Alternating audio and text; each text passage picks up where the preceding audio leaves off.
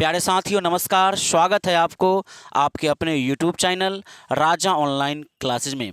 साथियों, मैं उम्मीद करता हूं कि आप लोगों की परीक्षा बहुत अच्छी तरीके से चल रही होगी और आपका पेपर बहुत बढ़िया चल रहा होगा। थोड़ा बहुत मैंने सुना था कि मैथ में जो है सभी बच्चों का जो है अच्छे तरीके से मतलब पूरा नंबर वो नहीं लिख पाए हैं। मैं इसके लिए बहुत दुख हूँ, है कि नहीं है। और कॉपी भी शायद बहुत पहले ले लिया गया था, समय से पहले, और लेट से भी कॉपी हमको जो है दिया था। तो ये सब होते रहता है, इशू आते रहते। पिछले साल भी ऐसा हुआ था, इसकी टेंशन नहीं करनी है। आपका परीक्षा मैथ का हो गया है और आज 17 तारीख को मैं ये वीडियो बना रहा हूँ और इस वीडियो में हम बात करने वाले हैं आपके जो 20 तारीख को, यानी कि जो 20 फरवरी को एग्ज़ाम होने वाला है साइंस का। तो साइंस के कुछ इम्पॉर्टेंट क्वेश्चन लेकर हम आज हाजिर हो गए हैं। प्यारे साथियों, आज 17 तारीख है और आज मैं वीडियो शूट कर रहा हूं, बना रहा हूं इस वीडियो को। और यहाँ पर जो है मतलब आज आप लोगों का संस्कृत का परीक्षा है और नॉन हिंदी का परीक्षा है। ठीक है, नॉन हिंदी वाले नॉन हिंदी का परीक्षा देते होंगे और संस्कृत वाले संस्कृत का परीक्षा देते होंगे। तो मैं आपको बता दूं कि कल यानी 18 तारीख को संडे है, तो इस संडे को एक नया संडे बनाना है। जी हाँ, ये संडे आपके जीवन का एकदम से जो है नया संडे होना चाहिए। इसको आप यूं ही जो है नहीं बिता देंगे। इस संडे में कुछ स्पेशल करना है। स्पेशल क्या करना है? तो स्पेशल प्यारे साथियों आपको ये करना है कि जो संडे आपको मिला है ना, इस संडे में आप अच्छे से तैयारी करेंगे सोशल साइंस का और साइंस का।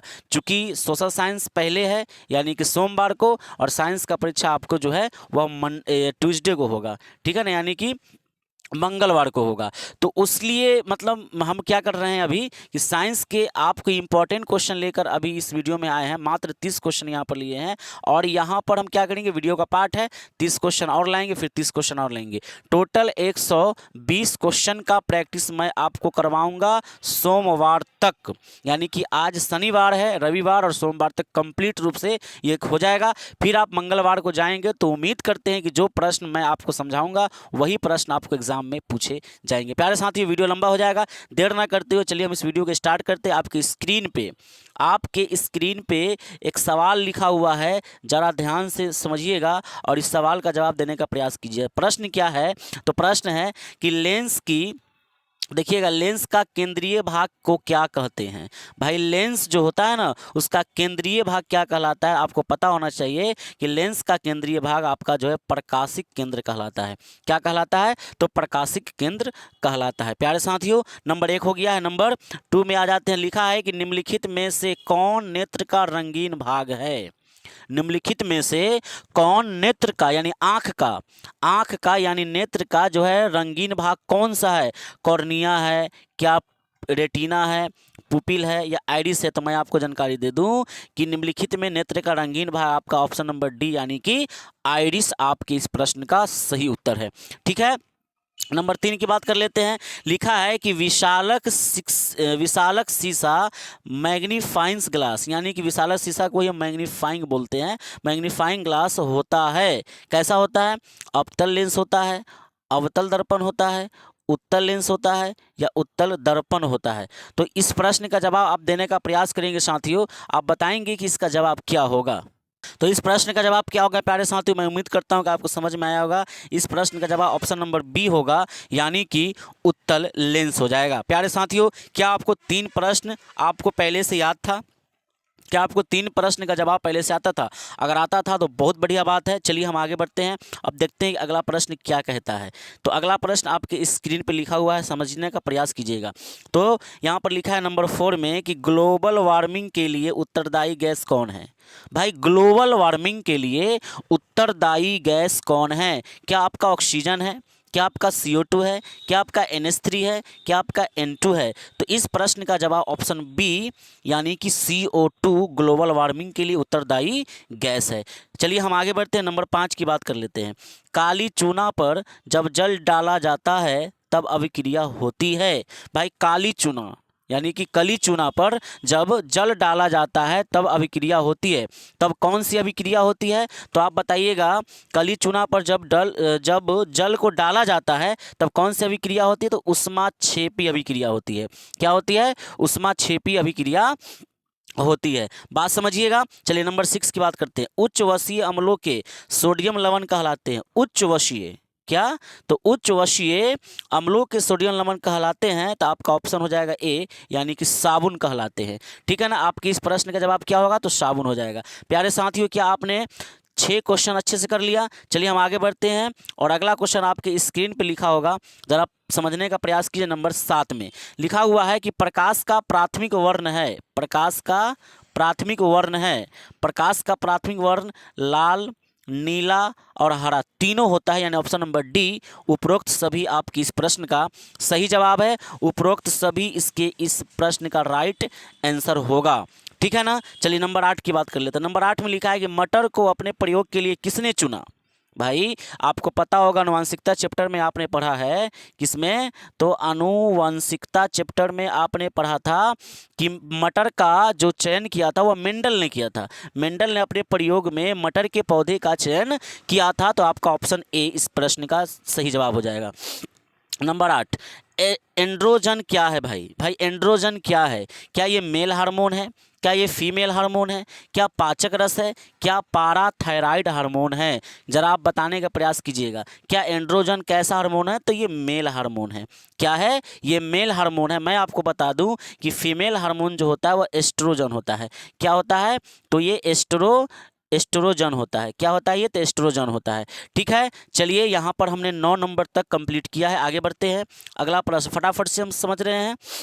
ये सब इंपॉर्टेंट क्वेश्चन है आपके एग्जाम के पॉइंट ऑफ व्यू से, बहुत ज़्यादा खास क्वेश्चन है। इस सब प्रश्न को अच्छे से आप याद कर लीजिएगा, अगर याद नहीं होगा तो। नंबर 10 की बात करते हैं। निम्नलिखित में कौन दुर्बल अम्ल है? कौन दुर्बल? दुर्बल का मतलब क्या होता है प्यारे साथियों? आपको पता होना चाहिए कि दुर्बल किसको बोलते हैं। एक होता है प्रबल अम्ल, एक होता है दुर्बल अम्ल। तो दुर्बल का मतलब वीक एसिड, यानी कि कमजोर एसिड। भाई इसमें से कमजोर एसिड कौन है? जरा आप कमेंट करके जवाब देने का प्रयास कीजिए। इसमें जो दुर्बल अम्ल है वह क्या है? दुर्बल अम्ल के बारे में जरा बताइएगा। तो आपके प्रश्न का जवाब ऑप्शन सी होगा, CH3COOH। CH3COOH ये आपका दुर्बल अम्ल है। अगर वही बात हम करें H2SO4 की, HCl की, तो ये सब हमारे पास क्या होते हैं? तो ये प्रबल अम्ल होते हैं। ये क्या होते हैं? तो ये प्रबल अम्ल है, ये प्रबल अम्ल है। लेकिन ऑप्शन नंबर सी में जो लिखा है CH3COOH ये आपका दुर्बल अम्ल है। बात को समझ रहे हैं? चलिए आगे बढ़ते हैं। अब आगे का सवाल देखते हैं। नंबर 11, उदासीन विलयन का पीएच मान होता है। बहुत ही आसान सा प्रश्न है, आपको समझ में भी आया होगा।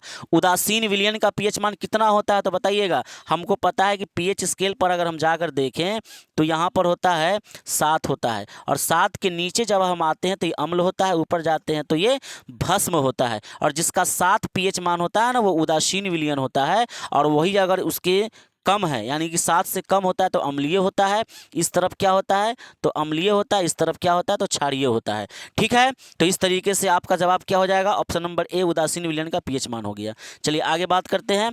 12 नंबर, मनुष्य के मुख गुहा में कितने जोड़े लार ग्रंथि पाई जाती है? भाई मनुष्य के मुख गुहा में कितना जोड़ा लार ग्रंथि पाई जाता है? तो आपको पता होना चाहिए मनुष्य के मुख गुहा में जो है 3 जोड़ी लार ग्रंथि पाई जाती है। मनुष्य के मुख गुहा में कितनी जोड़ी लार ग्रंथि पाई जाती है?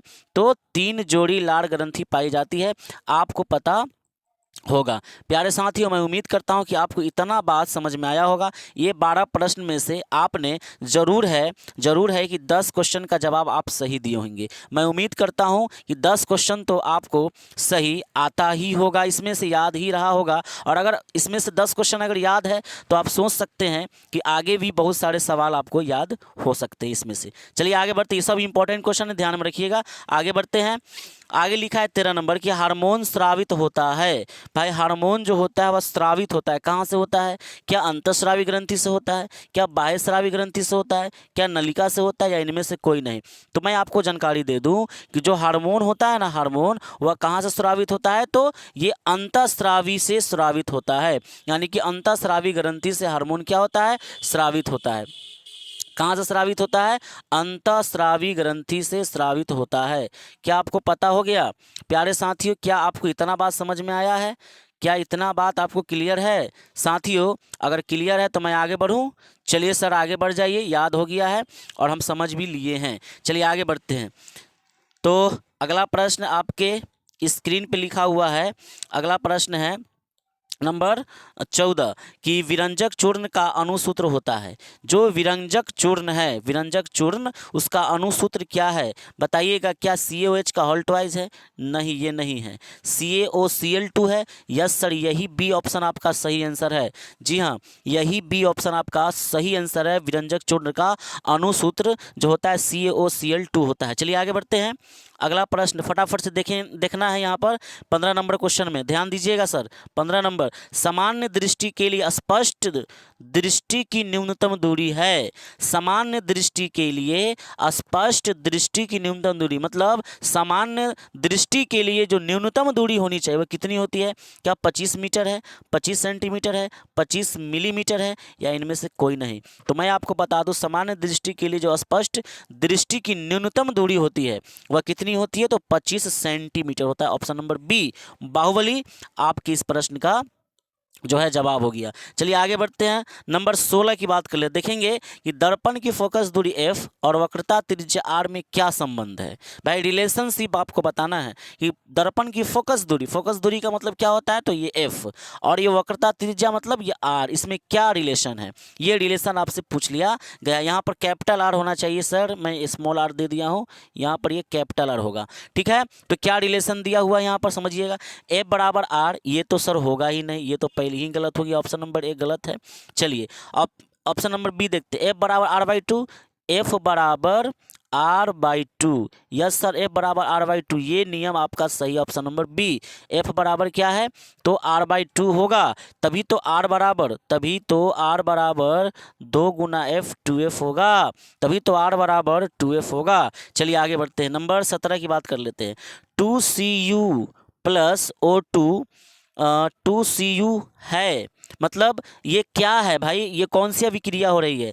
क्या ये ऑक्सीकरण है, क्या ये अपघटन है, क्या उदासीनीकरण है, क्या ये विस्थापन है? तो मैं आपको जानकारी दे दूं कि अगर आपको पता है कि यहाँ पे देखेंगे कि कॉपर के साथ Cu कॉपर है, इस कॉपर के साथ ऑक्सीजन क्या हो रहा है? जुड़ रहा है। तो जब किसी अभिक्रिया में ऑक्सीजन जुड़ता है तो ये ऑक्सीकरण अभिक्रिया होती है। कौन सी अभिक्रिया होती है? ऑक्सीकरण। आपका ऑप्शन नंबर ए सही जवाब हो गया। चलिए आगे बढ़ते हैं। 18 नंबर देखते हैं। सौर सेल में किसका उपयोग होता है? सौर सेल जो सोलर प्लेट होता है उसमें किसका उपयोग किया जाता है? प्लास्टिक का? ना बाबा ना। यूरेनियम का? नहीं सर। क्या सिलिकॉन का होता है? बिल्कुल सिलिकॉन का ही प्रयोग किया जाता है सौर सेल में। जी हाँ, सौर सेल में सिलिकॉन, आपका बी ऑप्शन सही हो गया। चलिए आगे बढ़ते हैं और अगला प्रश्न की ओर बात कर लेते हैं। प्यारे साथियों, अगर वीडियो अच्छा लग रहा है तो वीडियो को लाइक करके अपने सभी दोस्तों के पास जरूर शेयर कीजिएगा, ताकि आपका भी भलाई हो जाएगा और आपके मित्र के भी भलाई हो जाएंगे। चलिए आगे बात करते हैं और यहाँ पर समझिएगा 19 नंबर क्वेश्चन। पुष्प का सबसे बाहरी भाग है, पुष्प का यानी फूल का सबसे बाहरी भाग यानी बाह्य दलपुंज है। क्या है? तो ये बाह्य दलपुंज है। चलिए नंबर 20 की बात करते हैं। हाइड्रा में अलैंगिक जनन की विधि है। हाइड्रा में अलैंगिक जनन की विधि मतलब कौन सी विधि है? तो आपको बता दूं मैं, ये मुकुलन है। क्या है? मुकुलन है। हाइड्रा में अलैंगिक जनन की कौन सी विधि है भाई? तो मुकुलन होता है। चलिए नंबर 21 की बात करते हैं। अपमार्जक से बनाए जाते हैं। भाई अपमार्जक से क्या क्या बनता है? ऑप्शन दिया हुआ है, Surf Excel, shampoo, easy Surf, या फिर इनमें से सभी। तो इस प्रश्न का जवाब इनमें से सभी होगा। Right answer option number D, यानी कि अपमार्जक से क्या बनाए जाते हैं? तो इनमें से सभी बनता है। सर्फ एक्सल बनता है, शैम्पू बनता है, इजी सर्फ बनता है। चलिए आगे बात कर लेते हैं। तो अगला प्रश्न जरा देखिएगा ध्यान से। 21 नंबर कंप्लीट हुआ है और अगला क्वेश्चन आपके स्क्रीन पे 22 नंबर देखिएगा कि निम्नलिखित में किस धातु को किरोसिन में डुबोकर रखते हैं? निम्नलिखित में किस धातु को किरोसिन में डुबोकर रखते हैं? निम्नलिखित में किस धातु को? देखिए लिखा हुआ स्पष्ट यहाँ पर आपको दिख रहा है कि निम्नलिखित में किस धातु को किरोसिन में डुबोकर रखा जाता है? तो याद रखेंगे आप सोडियम को, है ना। सोडियम धातु को किरोसिन तेल में डुबोकर रखा जाता है। ठीक है ना। चलिए नंबर 23, किस दर्पण से वस्तु का बड़ा प्रतिबिंब बनता है? किस दर्पण से वस्तु का बड़ा प्रतिबिंब बनता है? समतल दर्पण से, क्या अवतल दर्पण से, क्या उत्तल दर्पण से? इनमें से कोई नहीं। उत्तल दर्पण से जो ना साथियों छोटा प्रतिबिंब बनता है। कैसा बनता है? छोटा। और अगर हम बात करें समतल दर्पण से, तो समतल दर्पण में वस्तु के बराबर प्रतिबिंब बनता है। कैसा बनता है? तो बराबर प्रतिबिंब बनता है। वस्तु के बराबर प्रतिबिंब किसमें बनता है? समतल में। अगर हम अवतल की बात बात करें तो अवतल में बड़ा भी बनता है और अवतल में छोटा भी बनता है, यानी दोनों तरह का प्रतिबिंब बनता है। तो आपसे सवाल क्या है, किस दर्पण से वस्तु का बड़ा प्रतिबिंब बनता है? तो ऑप्शन नंबर सी यानी कि अवतल दर्पण। क्या होगा? तो यहाँ पर हो जाएगा अवतल दर्पण, इस प्रश्न का सही जवाब हो जाएगा। प्यारे साथियों, क्या आपको ये बात समझ में आ गया? चलिए आगे बढ़ते हैं और अगला प्रश्न आपके स्क्रीन पे लिखा हुआ है, जरा फोकस कीजिएगा, है ना, जरा सा फोकस कीजिएगा। नंबर 24, नंबर 24 में क्या लिखा है जरा देखिएगा कि CO2 एक है। क्या है भाई ये? CO2 क्या है? Carbon dioxide. क्या है ये? अम्लीय है, क्षारीय है, लवणीय, अनिश्चित है? तो ये आपका प्रश्न का जवाब होगा अम्लीय। क्या है ये? तो ये अम्लीय है। चलिए आगे बात कर लेते हैं। तो यहाँ पर साथियों हमने ये देखा कि टोटल प्रश्न यहाँ पर मैंने 24 कंप्लीट कर लिया है। अब हमारे पास टोटल 6 प्रश्न और बाकी हैं। चलिए 6 प्रश्नों को भी निपटारा कर लेते हैं। लिखा है 25 में कि ब्रेन हैमरेज का मुख्य कारण क्या है? बहुत इंपॉर्टेंट क्वेश्चन यहाँ पर लिखा हुआ है, ब्रेन हैमरेज। भाई ब्रेन हैमरेज के बारे में आप तो अच्छे तरीके से सुने होंगे। तो भाई इसका क्या कारण है, मुख्य कारण बताइए। हाइपरटेंशन, हृदयघात, क्या हाइपोटेंशन या पक्षाघात? तो इस प्रश्न का सही जवाब क्या होगा साथियों, जरा बताने का प्रयास कीजिएगा। तो इस प्रश्न का सही जवाब जो होगा हमारे पास हाइपरटेंशन हो जाएगा, option number A right answer. ठीक है। नंबर 26, मनुष्य और अन्य मांसाहारी जीव निम्नलिखित में किसका पाचन नहीं कर पाते? मनुष्य और अन्य मांसाहारी जीव निम्नलिखित में किसका पाचन नहीं कर पाते हैं? क्या यह ऑप्शन प्रोटीन होगा, क्या वह सेल्यूलोज होगा, क्या वसा होगा, या इनमें से कोई नहीं? या इनमें से कोई नहीं। मनुष्य और अन्य मांसाहारी जीव निम्नलिखित में किसका पाचन नहीं कर पाते? तो प्रोटीन, सेल्यूलोज, वसा और इनमें से कोई नहीं। तो आपके इस प्रश्न का जवाब होगा ऑप्शन नंबर बी से बिहार।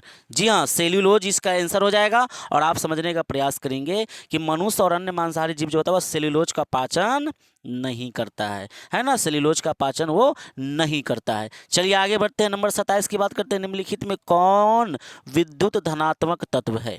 निम्नलिखित में कौन विद्युत धनात्मक तत्व है? तो जो विद्युत का धनात्मक होता है ना, वह धातु होता है। वह क्या होता है सर? धातु होता है। तो धातु जरा इसमें से पहचानिए कौन है? कार्बन। कार्बन अधातु है, गलत हो गया। क्लोरीन गैस है, ये अधातु है। यहाँ पर जो है सोडियम, सी यानी कि सी नंबर में क्या लिखा? सोडियम इस प्रश्न का जवाब होगा, क्योंकि सोडियम धातु है, फास्फोरस भी धातु नहीं है। तो सोडियम धातु है, इसीलिए ये विद्युत का धनात्मक भी होगा। तो ये ऑप्शन नंबर सी आपका आंसर हो गया। चलिए आगे बात कर लेते हैं। और अब हम लोग देखते हैं 28 नंबर प्रश्न देखते हैं कि दाएं हाथ के अंगूठे, है ना, यहाँ पर लिखा है कि भाई साहब दाएं हाथ के अंगूठे के नियम को किसने प्रतिपादित किया? दाएं हाथ के अंगूठे को किसने क्या किया? तो प्रतिपादित किया। तो आपके इस प्रश्न का जवाब क्या होगा? तो दाएं हाथ के जो अंगूठे वह क्या ऑरस्टेड ने किया, क्या फ्लेमिंग ने किया, क्या आइंस्टीन ने किया, या मैक्सवेल ने किया? तो आपके जवाब हो जाएंगे option number D for Dev Sinha, Maxwell, है ना, मैक्सवेल ने किया था। चलिए आगे हम बढ़ लेते हैं। नंबर 29 देखते हैं कि मानव आंख की रेटिना द्वारा बनाई गई छवि होती है।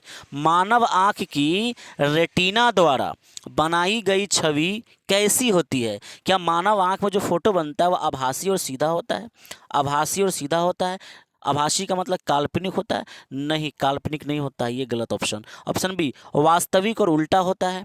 वास्तविक और सीधा, आभासी और उल्टा। मानव में जो प्रतिबिंब बनता है आंख के अंदर वो उल्टा बनता है। कि कैसे? आपको याद रखना, वायु शब्द। क्या याद रखना है? वायु शब्द याद रखना है। यानी कि वायु से वास्तविक, वा से वास्तविक हो गया, और ऊ से उल्टा, वास्तविक और उल्टा। बात समझे कि नहीं समझे? तो वास्तविक और उल्टा इस प्रश्न का जवाब होगा। और आगे बढ़ते हैं। अगला नंबर लास्ट प्रश्न है आज की इस वीडियो का। साथियों ये वीडियो अब ख़त्म होगा, इसके बाद मैं आपको 31 से लेकर 60 क्वेश्चन में दूसरे पार्ट में लेकर आऊँगा। ये पार्ट जो है आपका फर्स्ट है, पार्ट सेकंड का इंतज़ार ज़रूर कीजिएगा। मैं जल्द ही आप तक पहुंचूंगा लेकर। लिखा है कि आकाश का रंग नीला होने का कारण क्या है? भाई आकाश का रंग नीला किसके कारण होता है? प्रकाश के परावर्तन के कारण? नहीं। प्रकाश के अपवर्तन के कारण? नहीं। प्रकाश के प्रकीर्णन के कारण? Option number B for Baahubali. यानी कि आपके इस प्रश्न का जवाब है, सही आंसर बी है, प्रकाश के प्रकीर्णन के कारण।